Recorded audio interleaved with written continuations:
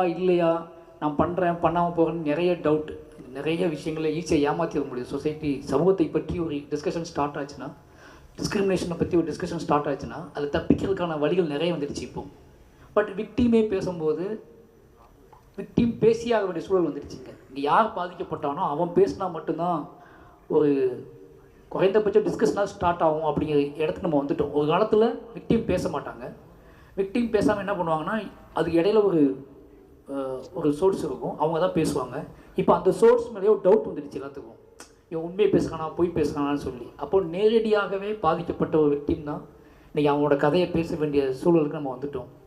அதுதான் main reason. நான் என் வாழ்க்கையில் வாழ்ந்த வாழ்க்கையை நான் பேசும்போது இருக்கிற வீரியம் மற்றவங்க பேசும்போது இல்லைங்கிற டவுட் எனக்கு வந்துடுச்சு. எனக்காக பேசக்கூடியவங்க அவங்க தன்னை காப்பாற்றி கொண்டே பேசுகிறாங்க. அந்த அந்த அந்த இடத்துல அவங்களும் சேர்ந்துருக்காங்க அப்படிங்கிற புரிதல் அவங்களுக்கு இல்லை.